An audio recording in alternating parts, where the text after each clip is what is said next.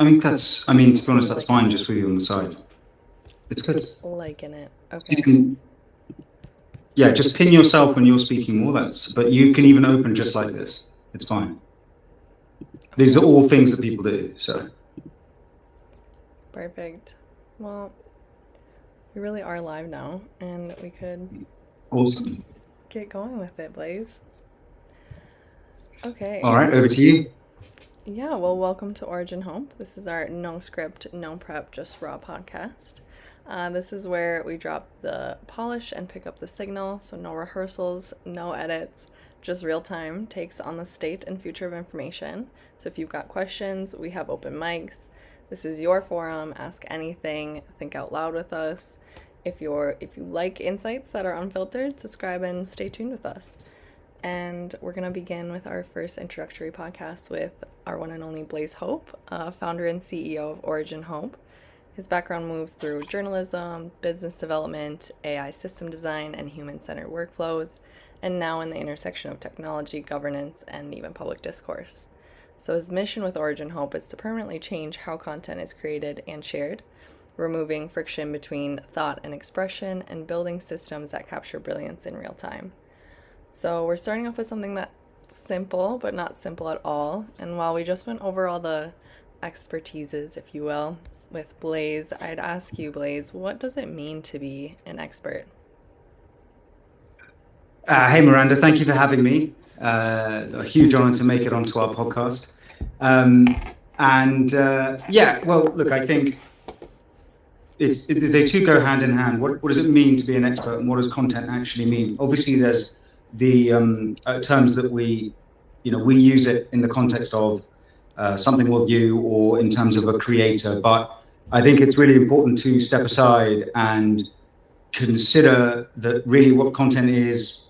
It's a live media that's transferring a piece of human knowledge to another individual.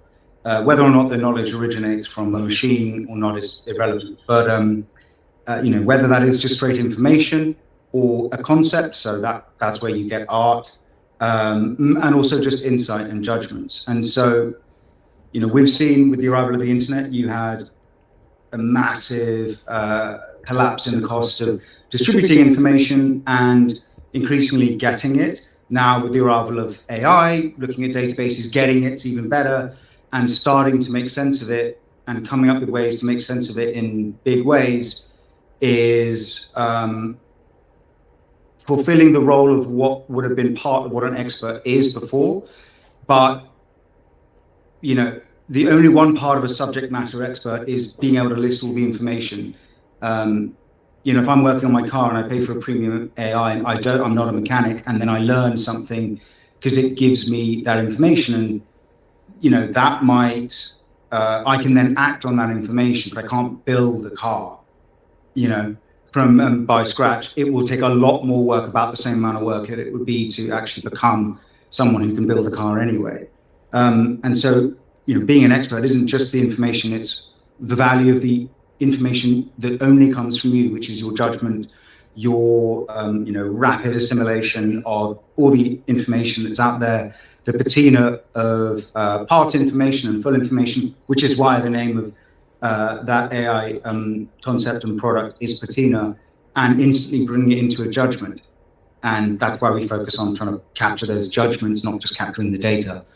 I think in one sense, yes, the definition of expert has shifted, but in the other sense it hasn't. I think it's just as it was before. If you had Marco Polo or Ibn Battuta coming back from their travels abroad, it was their judgments that people were really listening to, as well as all the bits of information. It was their view on it and their interpretation, because they were the expert on all these different cultures. But what's happened, because we had that massive collapse in the cost of the distribution of information, an expert was basically someone who you could attribute to, let's say, any institution, which is part of why institutions proliferated, and then say that they say something that actually, if you analyzed it, was very basic. We're making a move away from that. If you looked pre-1990, those insights were significantly more sophisticated than they increasingly were. So I'd say it's the same definition. But it's about, valuable insight. Valuable insight. I know a lot of people think they can, or know that we can get a lot of valuable insight from AI. Is trying to become an expert by using AI, would that be becoming an expert in utilizing AI, or would that be becoming an expert in the thing that you're learning about by using AI? So it's a good question. The best one, like the first one, is getting to becoming decent or at least workable at something that you don't know anything about quickly. Getting an in-depth understanding of something, not really. It'll give you an indication, like, is it? This isn't something I've done, but it's a classic question. Is it dangerous to go to country X, right? And they're just going to look at like what the classifications are, crime rates are, but that won't necessarily tell you the reality of someone who's there and goes, yeah, on paper it's super dangerous, but you don't have to go to that part. Why would you ever go there? And it's absolutely fine, which is why people go there like all the time. Versus somewhere else where it's low and they go, yeah, but there's a really high risk of having your drink spiked and being robbed. So yes, it's safe, but the things that you wouldn't normally worry about, you will really have to worry about. But those are all judgments, and it's not nowhere near going to be able to tell you that. But so if you were like, okay, I need to learn a lot about a particular industry or a particular, if you want to learn about like the Israel-Palestine conflict, if you think you're going to become an expert, and I mean on either side of it, by using AI to summarize it, there is so much bias and partial information, straight propaganda, random public scandals and debate that are shaping, the overall discourse that it's going to pick up on, and then it's going to basically say, well, I don't want to give you any insight because it's too risky. And there's also, state actors there on both sides that are heavily invested in shaping the information landscape when it comes to that. And, one aspect of it here is, in this state, you have an extremely vocal, some would say aggressively vocal, pro-Israel lobby. And then here in the UK, you've got to a point where the BBC is publishing Hamas press releases, unchecked. And they're only now, they're not even sort of understanding that it's being questioned. And those aren't helpful in terms of understanding it. But if you want to understand the Middle East, if you want to understand how that works, it's also not going to be good enough to just like go to a refugee camp, because you're just going to understand the refugee camp and what you're being shown there. And in a sense of like, I do not understand how a conversation to build a car happens. But because I got annoyed at how much I was paying for garage fees and I want us to work with auto parts companies, I used premium AI to tell me, okay, how do I deal with, like, how do I undo the seat on this thing because I can't find, how do I do, and it got to a point of like, what are the steps of how I repaint this area? Because I'm looking at something that's going to cost so much money because, getting a basic thing done, because most people don't want to do it, was more than ultimately everything I've spent so far in trying to do things myself. Now I can do all of that myself, but I have to think very hard about the questions that I'm asking. And I have to supplement it with my own research, because even when it's superb and it's going and it's not on an existing database, but on something that's trying to reflect what's going on in real time, it still really does need your help, because that's only going to get you part of the way there. And it's about time. Like, if it's going to get you part of the way there, you need to know the part of it that isn't and the part of it that is. So using AI is like, you use AI as a complement to yourself. Like when we structure our systems, when we're looking at pulling information, you can't do it automatically, but it's a fireable offense. It's a sackable offense to just use a summarizer, because it's super obvious when it gets to the end, because there's nothing to capture. And also, we're not capturing anything that we're trying to, like, we're not capturing human brilliance. So the importance of that is, it's growing.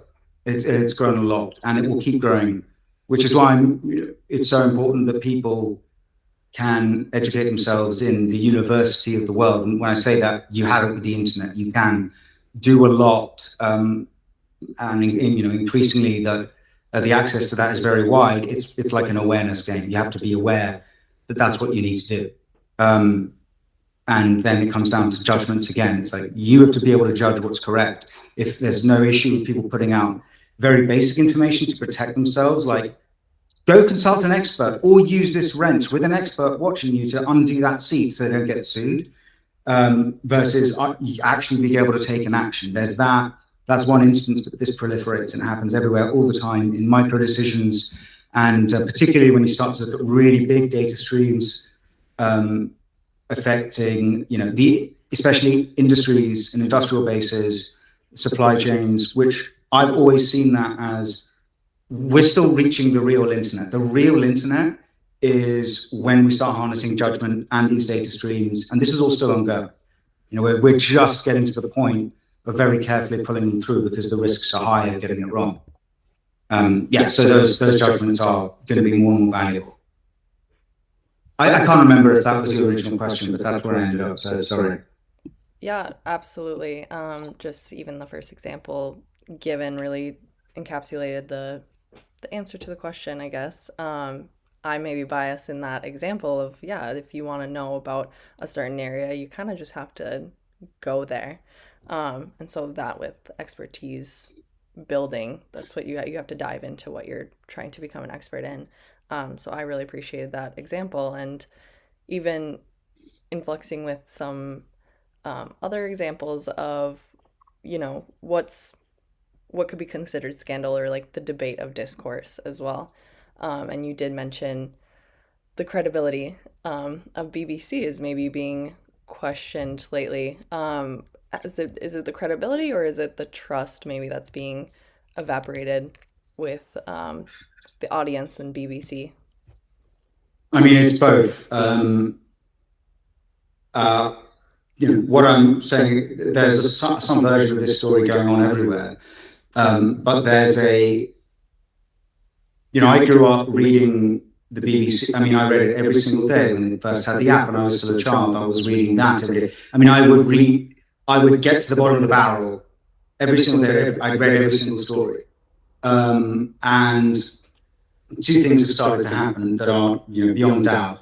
And I'll talk about BBC News here specifically, is the quality of the editorial staff that has declined. It's obvious. And I mean literally in the basic skills of the skills of editing and sub-editing and managing topic. And every now and then you get someone who's really good, or they put it in and it's worked, and that's like, oh yeah, that's really good. That's what it used to be like for everything.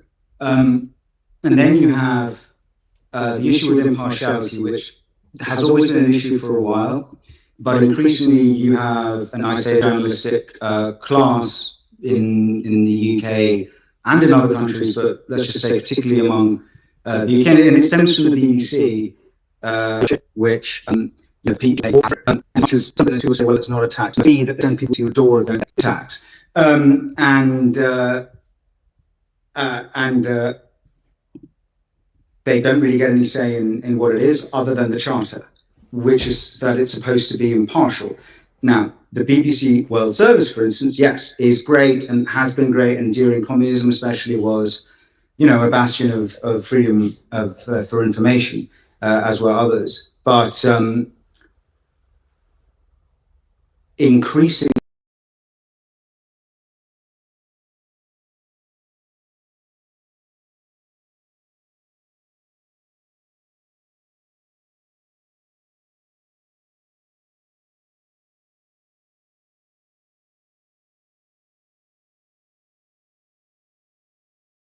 the oversight editorially has declined, and part of that, frankly, is ideological. But it's more than that. Stuff happens. You can accommodate the trends happen, and they affect everything.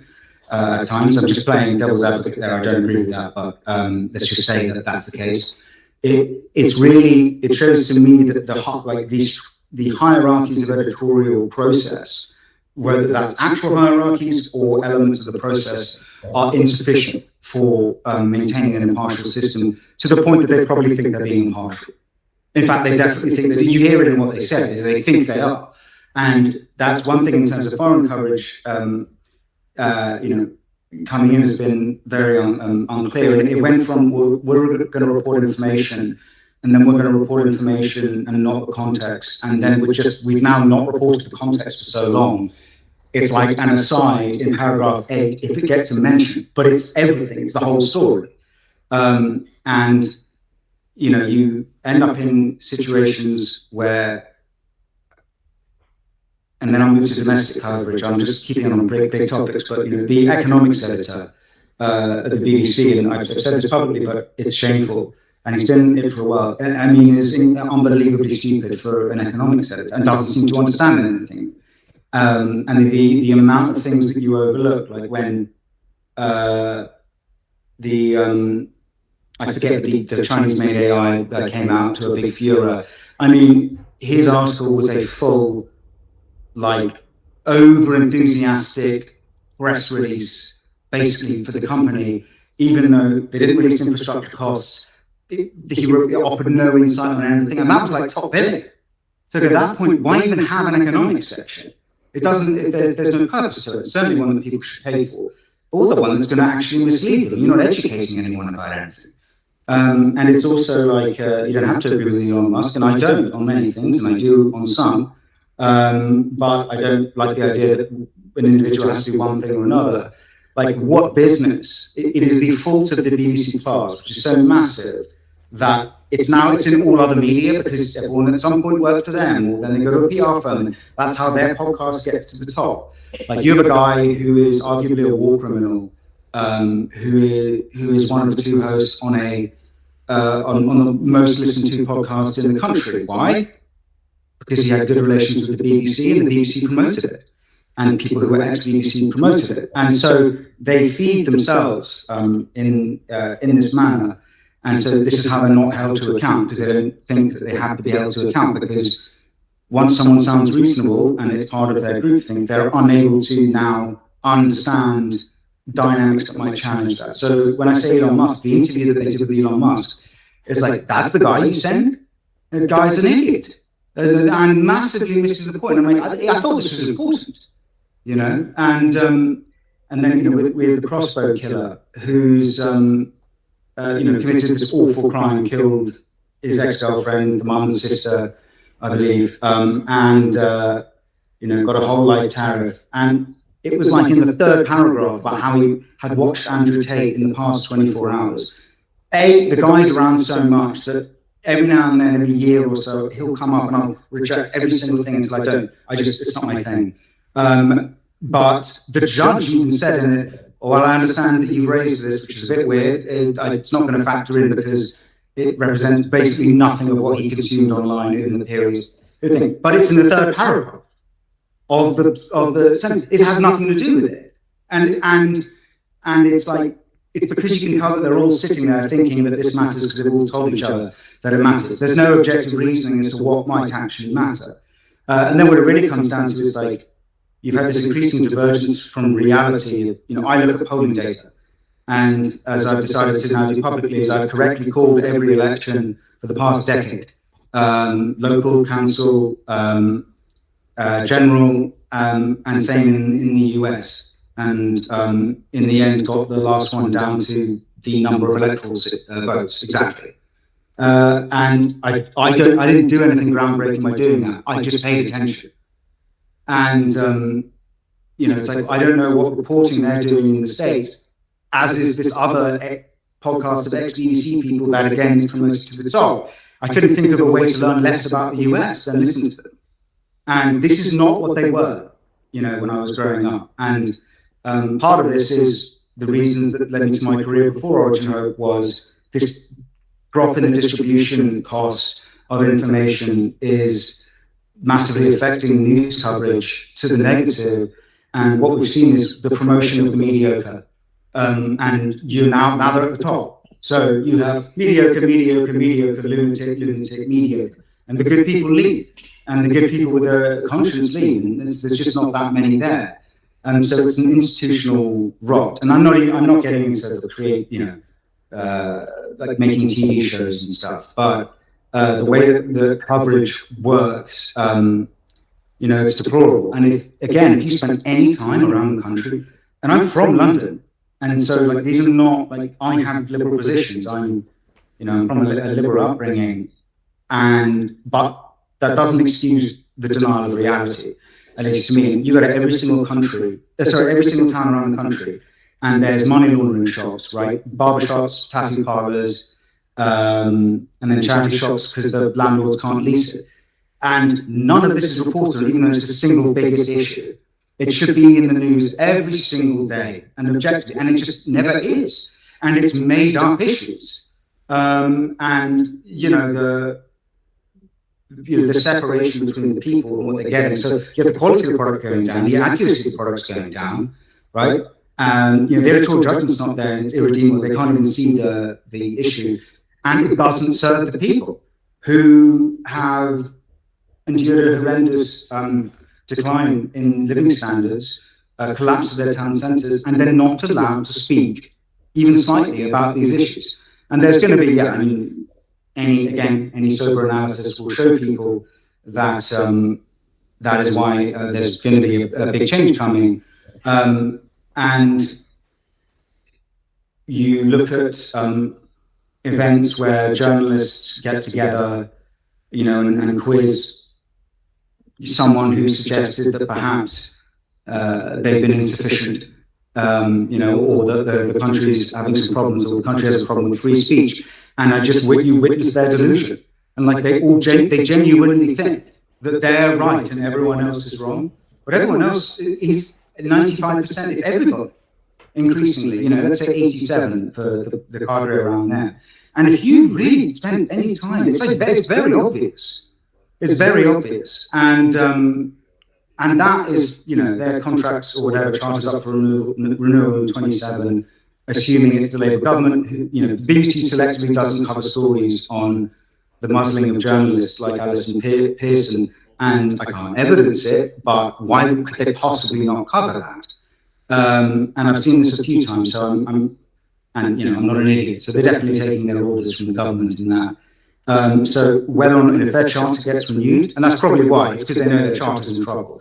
If it gets renewed in 2027, whenever the next government's in, they're toast. And they'll deserve it. And they'll be, then they'll need to be rebuilt with a mass clear out or a Damascene conversion for everybody in there. And it's a shame that, you can't complain about where people are getting their influence from. Like, if you were doing such a bad job. And I think that, we're about information, industry is about information. It's not, we call it the No Prep Podcast. I've just seen so many business ones where you just, talk about what you've been approved to talk about. I think that in order to have credibility long-term as an organization, I need to be honest, and we need to be honest, because in the long term, that'll be clear.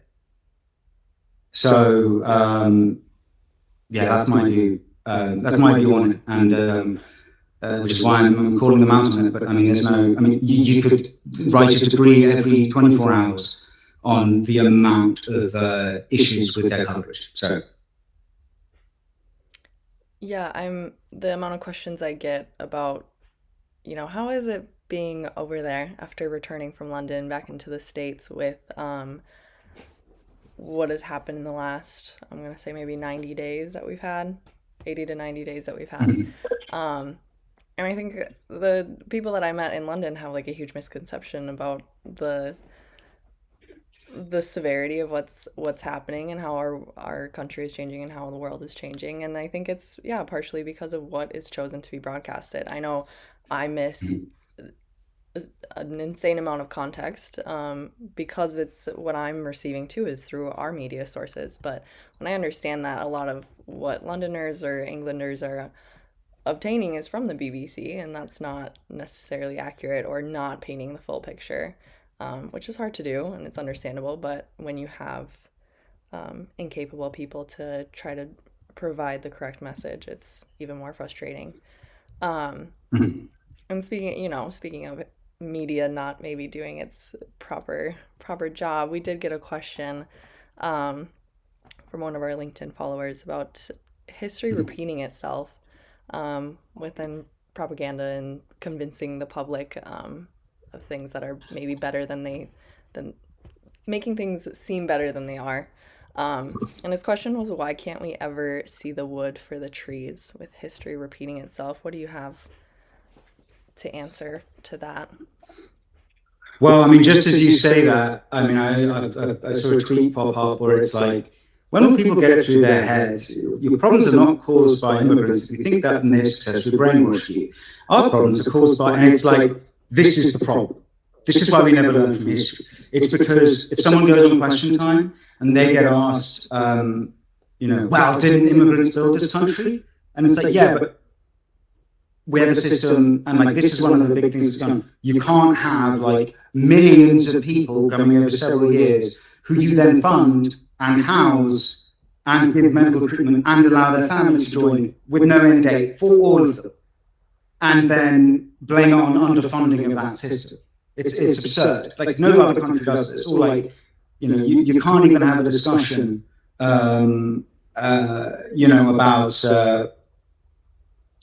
about the NHS, and it's like, oh, it'll be overwhelmed if you cut funding. I'm like, it's already over. Like, it doesn't work no matter how much money we give it. They just spend more money on stuff that it doesn't work. And if you look at actually the people working within it, some people work very hard, some people barely turn up. And it's because the administrative system doesn't work. But and this is what it comes down to, is when history doesn't favor an objective for power, people just misrepresent history. So, I'm looking at this person, but it could be anybody. It's like, the narrative that like, socialist ideas, for instance, have done a great deal of good. And it's like, no, they haven't. Those are liberal ideas that came out of capitalist systems. It's like, oh, but hasn't capitalism done awful things? Well, yes, people have done awful things. It's also done incredible things, right? And basically all of the incredible things. And it's at a point now where you literally just couldn't say this, or it wasn't cool to say it, or whatever. But it's just, the reason is because people want to take power and they want an excuse. And so they'll co-opt people's, let's say, goodwill to allow them to, assimilate a base of power, because it's easier to accuse someone, to conspire against an individual or position of power, because it's in power. Because you can just, you're a shifting target and they're not. And so it's also not a coincidence, like, the history, the failed economic models of the communist agendas, which is really, communism is about controlling people. And it didn't work. It doesn't work as an economic model. The rise of China through incredible hard work and management, there's nothing taken away from that, on behalf of the country and the individuals in it, is because Western countries allow them to access their markets. There's no other, that's why. And it's like, nobody knows that, even though it's the single most important fact to understand about that. That was the deal with Deng Xiaoping. So, forgive me if it was a different premier at the time, but and it's like, so the NHS, right? And this is obscene. It was approaching. It was about to overtake the Chinese Army and Reserves in terms of the amount of people that it's employed. When they changed the classification so that it dropped to just over 1 million people, but all these mysterious agencies and other ways of outsourcing it that are then funded still by the government, the staff come from them. So what you actually have is about 3 million people now. That's nearly 1 million more than the entire armed forces and reserve armed forces of China. And it is for something that's for a population of 70 million people, where no one can get an appointment and everything's Spanish. I mean, it's like, when will you see the problem? But it's been a problem for ages. And what you have is, this is what happens when you have a lot of incompetent people in power, like we're seeing now. People, we're a complacent, sort of corporatist political structure here. And what it meant was they weren't really challenged, and now we have the people who they weren't really challenged by in. They're not very good. And, these situations aren't going to get better. But the good thing is that that's going to unite people in terms of getting rid of them and re-establishing something that is sensible, because this is self-inflicted. And the reason that matters, and why that matters through history, is there's been a great deal of advantage taken of reconciliation, post the changes in modernity and, the fall of the Berlin Wall. Now we're going to put, now these are fun ideas, but the real problems of those ideas are still there. And, you can, if you looked at history, you would know